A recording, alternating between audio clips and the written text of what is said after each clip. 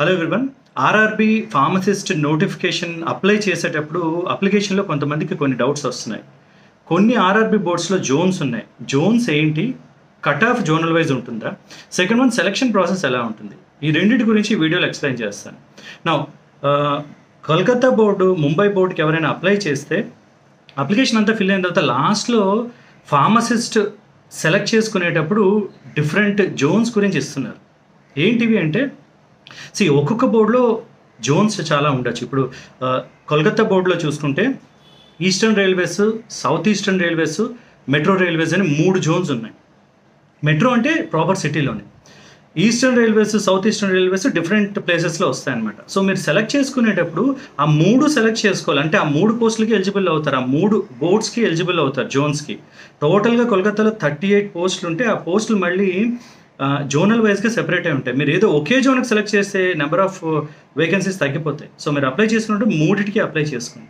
అలానే ముంబైకి అప్లై చేసేవాళ్ళు అక్కడ కనిపించేది ఏంటంటే CR central railways, WR western railways.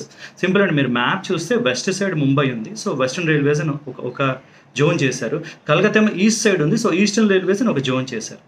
So Jones వైజ్గా అన్ని జోన్స్కి కలిపి ముంబైలో 31 పోస్ట్స్ ఉన్నాయి. సో మీరు సెలెక్ట్ చేసుకునేటప్పుడు 2 జోన్స్ సెలెక్ట్ చేసుకోవాలి. సో మీరు ఎస్పెషల్లీ ఇది కలకత్తాను, ముంబైకే వస్తుంది. మిగతా వాటిలో అన్ని జోన్స్ లేవు కాబట్టి మీకు కన్ఫ్యూజన్ రాదు. నా ద అదర్ థింగ్, ఇప్పుడు కలకత్తాలో 3 జోన్స్, ముంబైలో 2 జోన్స్ ఉన్నాయి కదా. కట్ ఆఫ్ మార్క్స్ జోనల్ వైజ్గా సెపరేట్గా ఉంటాయి. Understand this one. జోన్కి మళ్ళీ కట్ ఆఫ్ మారిపోతుంది. It is not just with board, zones కూడా కట్ ఆఫ్ చేంజ్ అవుతుంది. సో ఇది now the next one, selection process. నాకు ఎవరో ఒక మెసేజ్ పెట్టారు, ఇలా నేను చెన్నై బోర్డుకి అప్లై చేస్తున్నాను, 31 పోస్టులు ఉన్నాయి, ఓబీసీ 2 ఉన్నాయి, ఎట్లా అని. Understand this one. మనకి ఎప్పుడు నోటిఫికేషన్స్లో టోటల్ పోస్టులు 31 ఉంటే, చెన్నై కేసు తీసుకున్నాం, 31 టోటల్ పోస్టులు ఉంటే 19 ఫర్ అన్రిజర్వ్డ్ అని ఉన్నాయి. అన్రిజర్వ్డ్ అంటే ఇది మెరిట్ బట్టి ఇచ్చేవి. అంటే ఆ బోర్డులో రాసిన వాళ్ళందరిలో టాప్లో మెరిట్లో ఉన్న 19 మెంబర్స్కి ఆ అన్రిజర్వ్డ్ 19 పోస్టులు ఇచ్చేస్తారు.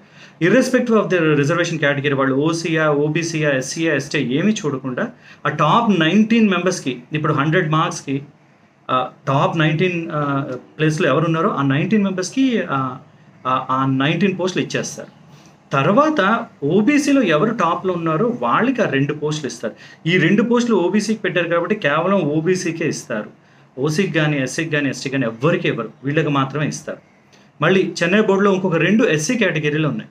అంటే ఎస్సీ కేటగిరీలో ఉన్న వాళ్ళకి మాత్రమే, అంటే అండర్స్టాండ్ దిస్ వన్, ఎవరైనా ఎస్సీలో టాప్ 19లో ఉంటే వాళ్ళకి అన్రిజర్వ్డ్లో ఇచ్చేస్తారు, ఓపెన్లో ఇచ్చేస్తారు. తర్వాత వచ్చిన వాళ్ళకి ఈ పోస్టులు ఇస్తారు. అంటే అర్థం చేసుకోండి, ఓబీసీదే తీసుకుందాం. ఇప్పుడు చెన్నైలో ఫస్ట్ 19లో ఎవరైనా ఫస్ట్ 19 పొజిషన్లో ఎవరైనా ఓబీసీలు ఉంటే వాళ్ళకి ఆ పోస్ట్ ఇచ్చేస్తారు. తర్వాత మెరిట్లో ఉన్న ఓబీసీ వాళ్ళకి ఈ 2 రిజర్వ్ పెట్టినవి ఇస్తారనమాట. So 19 is open for all, అందుకే అన్రిజర్వ్డ్ అని అంటారు.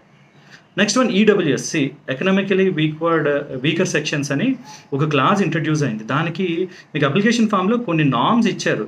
ఇయర్లీ ఇన్కమ్ 8 lakhs కన్నా తక్కువ ఉండాలి, మీ పేరు నుండి ప్రాపర్టీలు ఇంత సైజులోనే ఉండాలి, ఒకవేళ ప్లాట్ అయితే ఇంత డైమెన్షన్స్, లేదు ఓపెన్ అపార్ట్మెంట్ అయితే ఇంత ప్లేసు అని స్పెసిఫిక్గా ఇచ్చారు. ఆ ఓపెన్ కేటగిరీ వాళ్ళలో ఎకనామికలీ వీకర్ సెక్షన్ మాత్రమే వస్తారు. అంటే ఈడబ్ల్యూఎస్ సర్టిఫికేట్ ఓన్లీ ఓపెన్ కేటగిరీకే వస్తుంది, బీసీ, ఎస్సీ, ఎస్టీకి రాదు. వాళ్ళ సర్టిఫికేట్ కానీ ప్రొడ్యూస్ చేయగలిగితే వాళ్ళకి ఇప్పుడు చెన్నై జోన్లో సెపరేట్గా ఒక 8 పోస్టులు పెట్టారు.